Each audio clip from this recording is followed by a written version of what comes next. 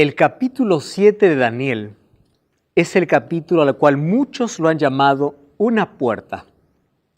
Una puerta donde se puede mirar el futuro, porque a partir de este capítulo, Daniel empieza a hablarnos a través de símbolos. El capítulo 7 de Daniel es considerado el corazón del libro de Daniel. ¿Por qué el corazón? Porque aquí vamos a encontrar detalles que ya hemos visto. Sin embargo, los demás capítulos alimentarán aquellos detalles que hoy veremos. Bienvenido. Está comenzando Biblia Fácil.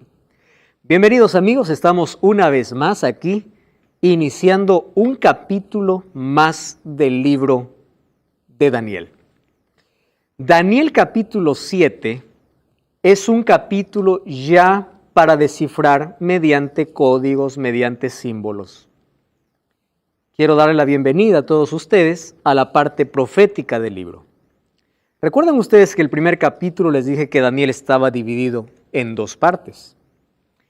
Los seis primeros capítulos hablan de historias que tienen que ver con nuestra vida, con nuestra relación con Dios, pero nos preparan para poder comprender la parte profética que comienza a partir del capítulo 7 de este libro. Y hoy vamos a ver un tema tan interesante. El tema será 4 extraños animales. Para eso, Daniel capítulo 7 habla acerca de 4 animales extraños. Sin embargo, quiero advertirles algunas cosas para que podamos comprender este capítulo. A partir del capítulo 7 de Daniel, Daniel no más interpreta sueños. Lo curioso. Porque a partir de ahora, tampoco él va a comprender lo que Dios le muestra. Es interesante que Dios usó a Daniel como un instrumento para interpretar los sueños de Nabucodonosor, de Belsasar, o la escritura en la pared de Belsasar, porque era la manera como Dios quería hablar o llegar con la salvación a ellos. Mas ahora, Dios le va a revelar el futuro.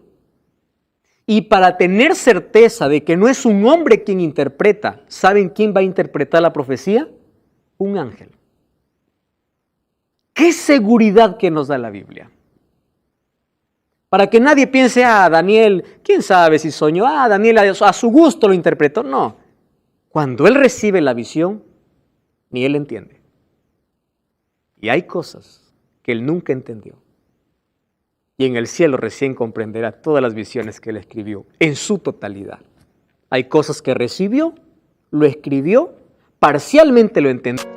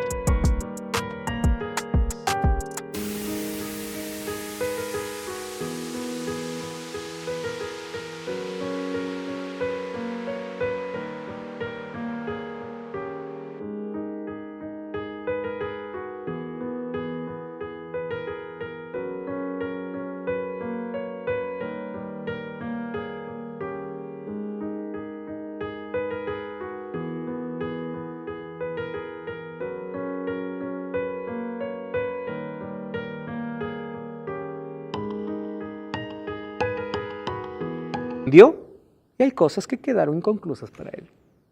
Pero ahora nosotros lo entendemos. ¿Por qué? Porque la historia es una aliada de la Biblia. Miren, la historia confirma la Biblia. Cuando alguien quiere negar la Biblia, dile, atrévete a negar la historia. Nadie puede negar la historia. La historia está escrita, está hecha. Pero si tú revisas la historia ya estaba profetizado a través de la Biblia.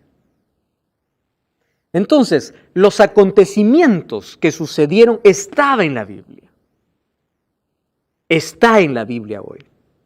Ahora, nosotros tenemos que ver de qué se trata. Por eso que Daniel capítulo 7 es más o menos una puerta entreabierta que deja el lado histórico, el lado literal, para que a partir de hoy empecemos a descifrar o a comprender la parte profética. Y la profecía tiene una característica importante. La profecía fue escrita en símbolos. Cada símbolo tiene un equivalente. Pero ni siquiera nosotros inventamos el equivalente. La misma Biblia lo interpreta. Eso es lo lindo. Dios nunca dejó en oscuridad a su pueblo. Aquel que quiere comprender la Biblia y lee la Biblia de manera sincera, consciente y busca la ayuda del Espíritu Santo, lo va a comprender. No tiene que inventar, no tiene que escuchar a nadie. Tiene que leer la Biblia, porque la Biblia, si hay algo que no entiende, otro texto lo explica. Ahora fíjense una cosa. Vamos entonces a decir también de que el capítulo 7 es dado a Daniel casi en la parte final de su vida, para demostrar que el plan de Dios es que a medida que pasan los años, sus hijos tienen más relación, tienen más madurez espiritual. Gran parte pasó en Babilonia interpretando sueños, siendo fiel a Dios. Ahora fíjense, la recompensa de la fidelidad, ¿qué cosa es? Es que Dios le entregó un tesoro. ¿Qué cosa es ese tesoro? La profecía. Es que Dios dijo, a ver, a cualquiera voy a inspirarle, voy a darle un sueño. No, esto es el resultado de una relación íntima con Dios. Una relación de oración continua, de integridad y de fidelidad de Daniel.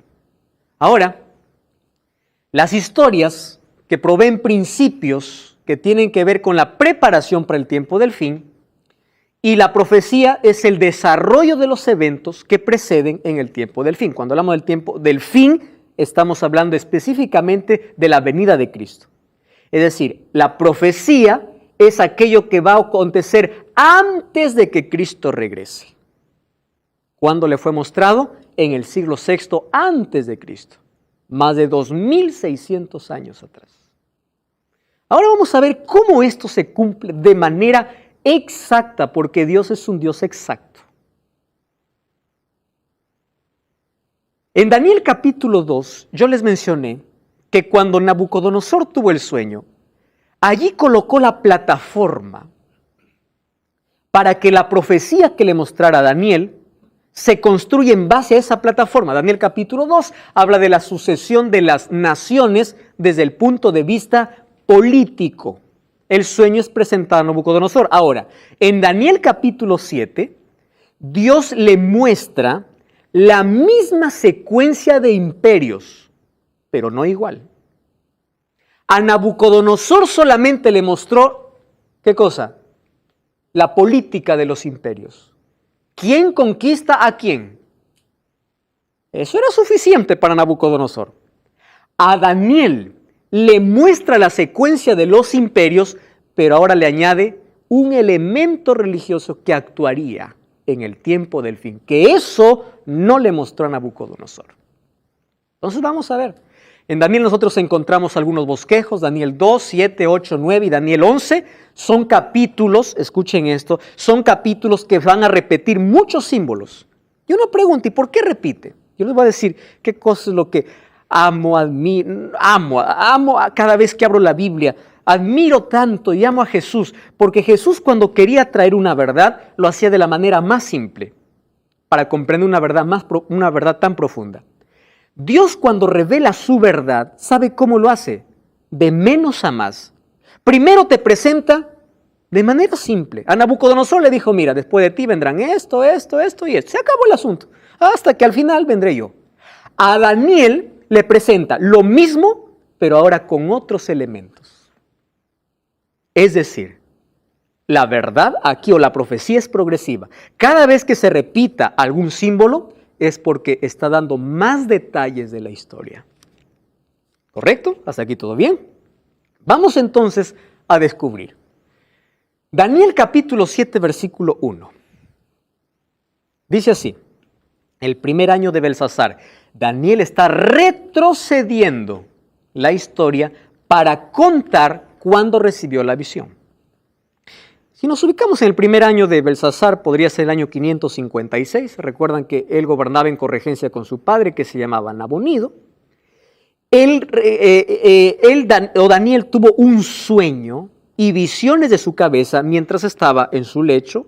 Luego escribió el sueño y relató lo principal del asunto. Daniel dijo: miraba yo en mi visión de noche.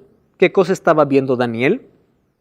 4 vientos del cielo que combatían en el mar, y 4 bestias grandes, diferentes la una de la otra, subían del mar. La primera era como un león y tenía alas de águila. Yo estaba mirando hasta que sus alas fueron arrancadas, fue levantada del suelo, se puso sobre sus pies y a manera de hombre se le dio corazón de hombre. Luego vi una segunda bestia semejante a un oso, la cual se alzaba de un costado más que el otro. En su boca tenía dientes, tenía 3 costillas y le dijo: levántate y devora mucha carne. Después miré y vi un leopardo, o una bestia semejante a un leopardo, con 4 alas de ave en su espalda. Esta bestia tenía 4 cabezas y le fue dado dominio. Vamos a parar ahí un poquito. No entendemos nada hasta aquí, ¿verdad? A partir de hoy no vamos a leer nada literal. Todo esto es simbólico. Primera expresión que vamos a comprender todos. Lo que ve Daniel no son animales, ¿correcto? Dice, ¿cómo? Porque tú nunca vas a encontrar un león con alas. Solo en dibujos animados puede existir eso, ¿no? No es un animal real. Por eso Daniel dice, lo que yo vi es como un león, como un oso. Es decir, es la manera que él encontraba para describir lo que estaba viendo. ¿Por qué? Porque esto es profético. Esto solamente era un símbolo. Número 2. Si nosotros queremos abrir una puerta que está con llave, necesitamos la llave. La llave sería interpretar cada símbolo. Ahora, vamos a encontrar la llave para poder descifrar este texto. Y la llave lo tiene la misma Biblia. ¿Cómo comienza el sueño Daniel? Dice así, estaba y vi 4 vientos. Entonces tenemos que ver, ¿qué significa viento? ¿Qué significa agua? ¿Y qué significa bestia? Para poder comprender qué cosa Dios le está revelando. Y si vamos a la Biblia, encontramos lo siguiente. ¿Qué significa viento? Miren lo que dice Jeremías capítulo 4, versículo 11 hasta el versículo 13. Algunos libros más atrás, Jeremías capítulo 4, versículo 11 hasta el versículo 13. No pierdan allí Daniel capítulo 7. Jeremías 4, 11. Dice así, en aquel tiempo se dirá a este pueblo y a Jerusalén, un viento seco de las alturas del desierto viene hacia la hija de mi pueblo, no para aventar ni para limpiar, un viento más impetuoso que este vendrá a servirme. Ahora yo anunciaré juicios contra ellos. Subirá como las nubes y su carro como un torbellino. Más ligeros son sus caballos que las águilas. Ay de nosotros porque estamos entregados. Subirá como viento. Y después dice que vendrán en sus caballos. ¿De qué está hablando? Viento en la Biblia significa guerras y batallas. Una batalla, una guerra. Entonces, ¿qué cosa está viendo aquí Daniel? Daniel está viendo 4 batallas que combatían, que luchaban por la supremacía, por el poder. Pero dice en el mar. ¿Qué significa mar en la Biblia? Apocalipsis capítulo 17, versículo 15. Miren el último libro de la Biblia, porque aquí se repite algunos detalles del libro de Daniel. Apocalipsis capítulo 17, versículo 15, dice así, también le dijo, las aguas que has visto, donde se sienta la ramera, son pueblos, muchedumbres, naciones y lenguas. Entonces, ¿qué cosa entendemos de la visión? Que es una guerra que involucra mucha gente, de pueblos, de naciones, de diferentes lenguas. Número 3, ¿y qué significa bestia? O animal. Vamos a Daniel capítulo 7, porque mismo Daniel ahí explica, versículo 17. ¡Qué lindo! Dios mismo le explica, ni siquiera para inventar. ¿Quién va a inventar el significado de la profecía? Dice, Estas 4 bestias, ¿qué cosas son? Dice, 4 reyes que se levantan de la tierra. Después recibirán el reino de los santos del Altísimo y poseerán el reino hasta el siglo eternamente y para siempre. ¿Ustedes se acuerdan del sueño de Nabucodonosor? ¿Cuántos imperios habían? 4. ¿Cuál sería el 5.º imperio? El de Cristo. ¿Qué cosa dice? Estas 4 bestias son 4 reyes que se levantarán en la tierra. Y después, ¿quién vendrá? Dice el versículo 18. Cristo. Muy bien. Ahora entonces, aquí está mostrando lo mismo que le mostró a Nabucodonosor. Solo que ahora con otros detalles. Ahora fíjense en los detalles que le presenta. Vamos ahí, capítulo 7, versículo 4. La primera era como un león. ¿Qué cosa tenía? Alas de águila. Estaba mirando hasta que le fueron arrancadas sus alas, se levantó del suelo, se puso sobre sus pies a manera de hombre y se le dio corazón de hombre. ¿A quién representa el león? ¿El rey de los metales? ¿Cuál es? El oro. ¿El rey de los animales? El león. Para Nabucodonosor, ¿cómo le presentó a Babilonia? Como el oro. A Daniel, como un león. Pero ahora les explico la razón. Dice que este león tenía alas. ¿Qué significa alas en la Biblia? Velocidad y rapidez para conquistar. Babilonia fue un imperio conquistador cuando Nabucodonosor estaba en el reino, y él conquistó todo su imperio, con todo su ejército. Y cuando dice que las alas fueron arrancadas, ¿qué significa? Que Nabucodonosor no pudo más seguir conquistando. Claro, ¿se acuerdan ustedes capítulo 4 de Daniel? ¿Qué sucedió? Cuando ustedes quitan las alas a una gallinita, ¿cómo se queda? Indefensa la pobre, ya no puede ni volar ni correr. Cuando Nabucodonosor tuvo esa enfermedad, después que él ya se restauró, él no más peleó. Fue pacífico. Recuérdense que su corazón, ¿cómo se convirtió su corazón? Dice, se le fue dado un corazón de hombre. ¿Qué significa corazón de hombre? Un corazón sensible. Cambió su proceder. Está hablando de la humillación de Nabucodonosor. Y cuando dice es levantado de la tierra y puesto sobre sus 2 pies, significa cuando después que tuvo el comportamiento de animal, ¿a dónde volvió? Volvió a su trono por un poco más de tiempo, pero ahora pacífico. Es decir, sus alas, su velocidad con que conquistaba, fue arrancada. Todos los sucesores de Nabucodonosor solo disfrutaron del reino. No más ampliaron, ahí se quedaron, hasta ser conquistado por los medos y los persas.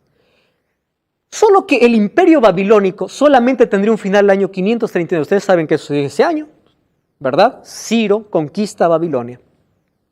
Ahora, ¿por qué dice que es comparado como un león? El león era la figura nacional de Babilonia. Las inscripciones que se han encontrado en Babilonia, se han encontrado, por ejemplo, imágenes como esta en las paredes de Babilonia. Para Babilonia, el león era su animal representativo por la fiereza que tenía. Encontramos muchos registros, encontramos mucha información de que en Babilonia, mucha evidencia de que en Babilonia se encontraron grandes construcciones o gran parte de su arte tenía león como figura principal. Para Daniel esto era conocido. Entonces ahí encontramos a Babilonia. Luego le sucede otro imperio. ¿Quién conquista Babilonia? Medo-Persia. En esta lucha por el poder aparece Medo-Persia dibujado o representado como ¿qué? Como un oso. Ahora mire, dice que este oso tenía un lado más que el otro. ¿Así dice la Biblia o no? Una parte sobresalía más que el otro. Es decir, era un oso desequilibrado, ¿no? Andaba así chueco. Un lado por encima del otro. Ahora, ¿A qué representa? ¿Por qué Medo-Persia tenía que representarse un lado más que el otro? Recuerdan que los medos eran inferiores a los persas, pero se unieron para formar un solo imperio. Ahí está. Medos y persas. Y cuando dice que tenía 3 costillas en la boca, está hablando de las 3 mayores conquistas que ahora la historia lo registra, que fue Lidia en el año 547, Egipto en el año 525 y Babilonia, que conquistó en el año 539. Es decir, era un oso feroz. Ya conquistó Lidia, ya conquistó Egipto, conquistó Babilonia y se hizo un imperio poderoso. Ahí está con exactitud cómo la historia confirmaba esta visión. Además de eso, encontramos que Medo-Persia en el año 331, en la batalla de Arbela, es conquistado por otro imperio. Allí aparece una figura principal, Alejandro el Grande. Todos hemos estudiado en historia. Un muchacho de 25 años. ¿Saben cuántos soldados tenía? 30,000. ¿Saben cuántos soldados tenía Medo-Persia? 1,000,000. ¿Cómo es posible que 30,000 puedan conquistar a 1,000,000? Imposible, ¿verdad? Matemáticamente esto es imposible. A los 25 años, Alejandro empezó a conseguir a todo su ejército, y ustedes sabían, yo revisando ahí la historia, quedé sorprendido con unos detalles. Por ejemplo, Alejandro no les prometía nada a sus soldados. Los que le seguían lo hacían por pura convicción. Es más, ni comida les daba, ustedes sabían eso.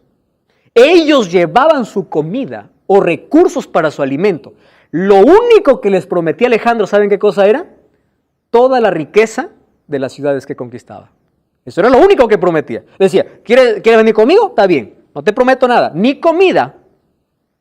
Pero si conquistamos, agarra lo que quieres. Entonces, la gente lo quería como un dios. En casi 10 años, Alejandro hace un imperio.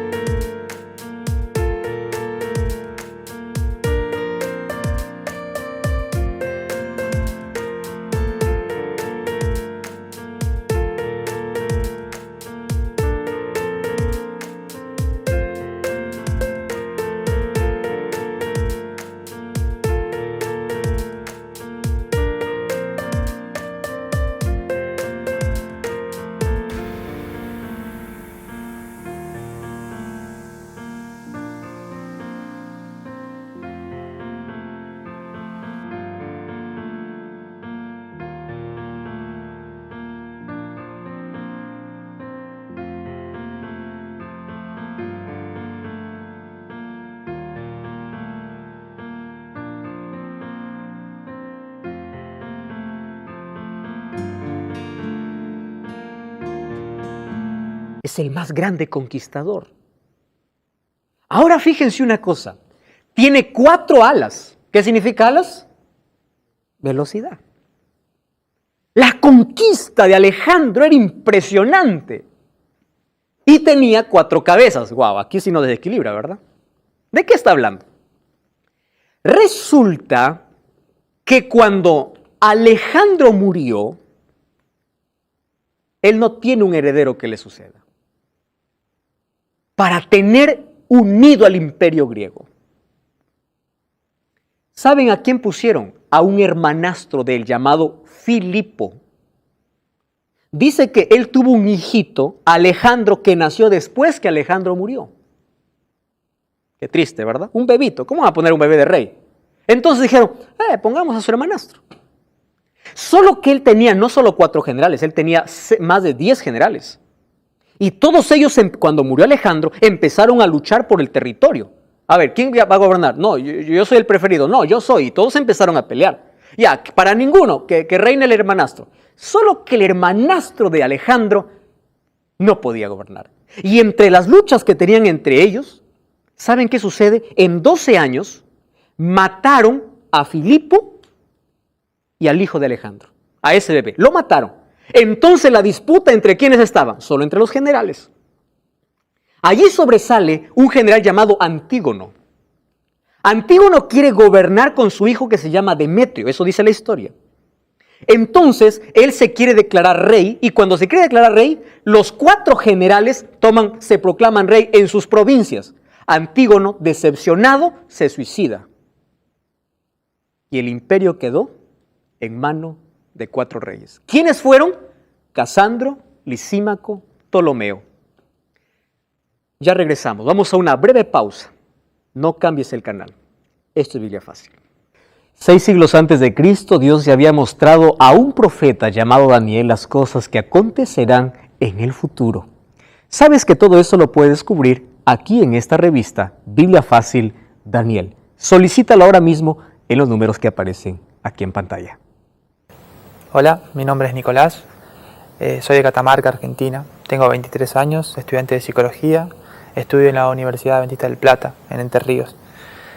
Bueno, me encantó esta experiencia, se cumplieron mis expectativas porque quizás no me hice expectativas muy altas, pero me encantó descubrir mucho de lo que descubrí aquí. Encontré mucho de la verdad que no entendía, porque en esto hace falta que alguien te lo explique y el pastor Joel, la verdad que me dejó sin palabras, nos explicó de manera genial todo.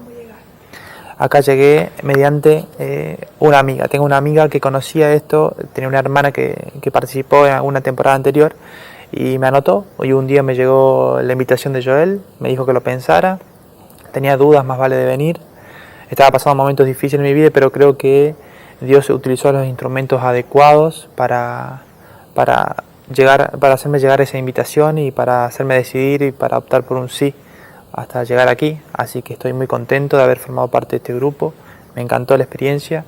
¿Qué significan los 4 jinetes del Apocalipsis? ¿Qué significa la piedra de Daniel capítulo 2 que golpeó la estatua? Esta y otras interrogantes están aquí, en tu guía de estudio Biblia Fácil. Solicítalo ahora mismo, aquí hay un número de WhatsApp al cual tú puedes comunicarte. Gracias por acompañarnos cada semana y esperar este estudio bíblico. Estás con Biblia en mano, aquí todos estamos con Biblia y estamos viendo cómo la historia comprueba aquellas visiones que Dios mostró ahora a Daniel. Es interesante, aquí nos quedamos según Daniel 7:6, que quien conquistaría los medos y persas sería Grecia, ese imperio, a través de Alejandro. Solo que cuando Alejandro murió, él no tuvo sucesor.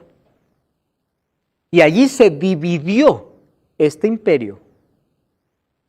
Estaba unido, era el imperio griego, pero estaba dividido entre sí. En los próximos capítulos vamos a ver cómo esa división afectó tanto que los llevó a su derrota.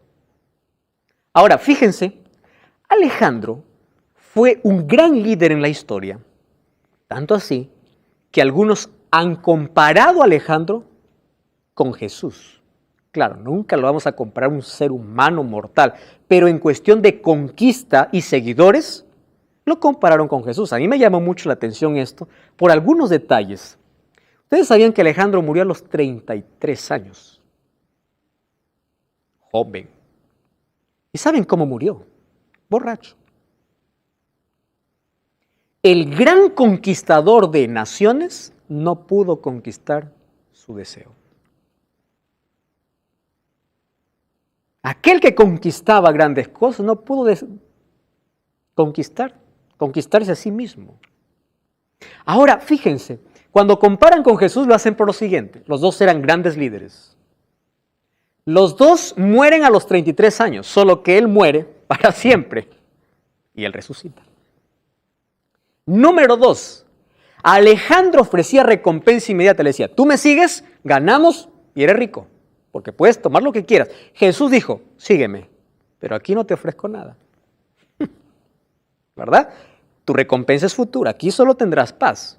Te ofrezco el reino de los cielos, la eternidad, pero por el momento nada. La diferencia, ¿qué más? Él reclamaba lealtad y fidelidad, tanto así que aquel que no era leal volaba la cabeza. Jesús también dice, tienes que ser fiel y ser fiel hasta la muerte, solo que el trato de Jesús al ser humano es diferente al trato de Alejandro. Lo siguiente, en los métodos de conquista, Alejandro era cruel conquistando, mientras Jesús conquista con su amor. Lo siguiente es que al morir, Alejandro, después de haber conquistado tanto oro, murió sin nada, vacío. Mientras que Jesús, al morir, venció la muerte y tuvo victoria. Ahora fíjense una cosa, la locura de buscar los tesoros terrenales a veces excluye nuestra recompensa celestial. Alejandro se dedicó tanto a buscar un tesoro aquí que cuando murió no llevó nada. Jesús dice, busca un tesoro donde nadie te pueda quitar.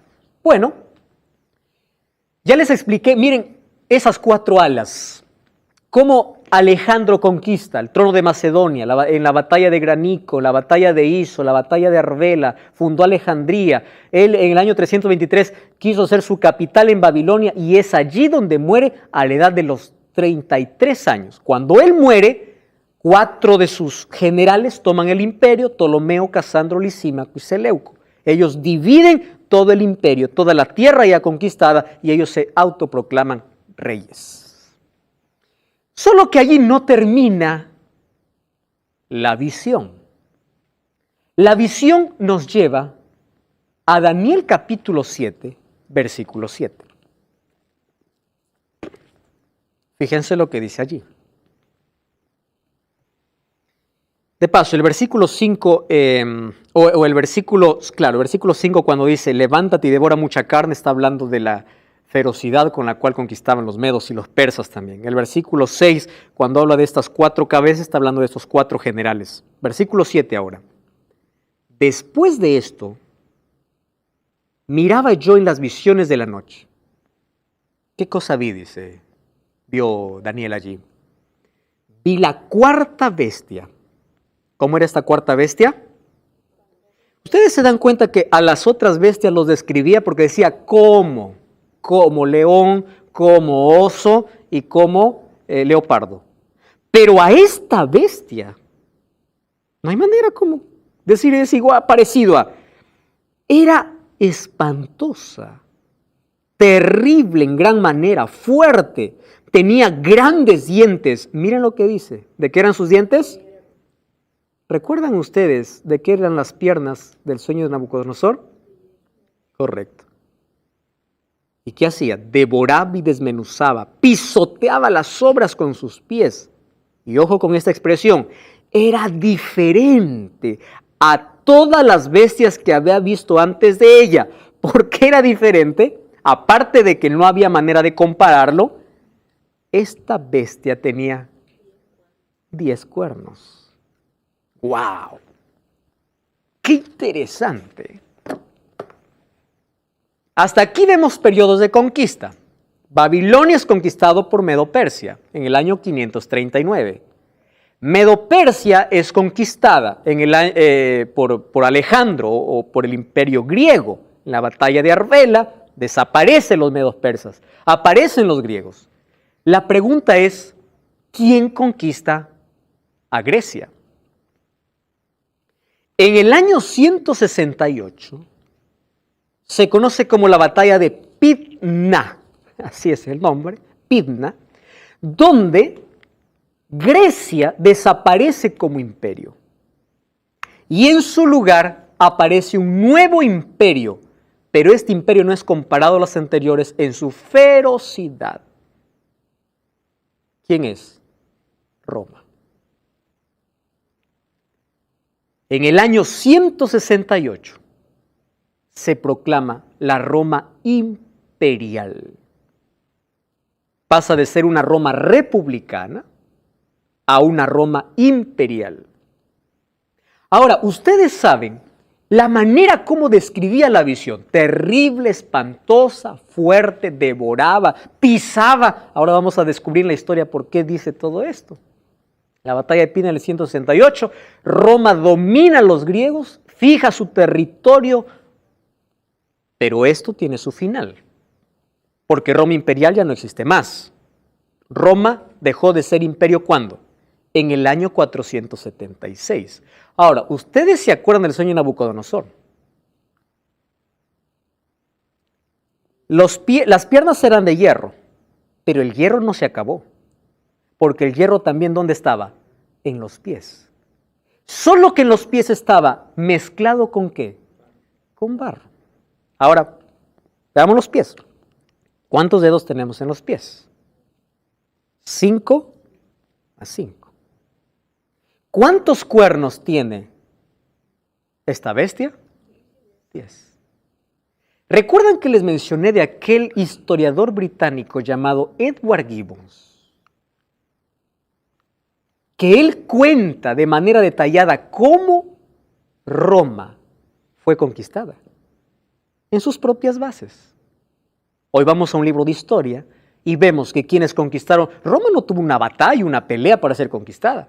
Tribus bárbaras se posesionaron, bárbaras significa extranjeras, se posesionaron dentro y destronaron.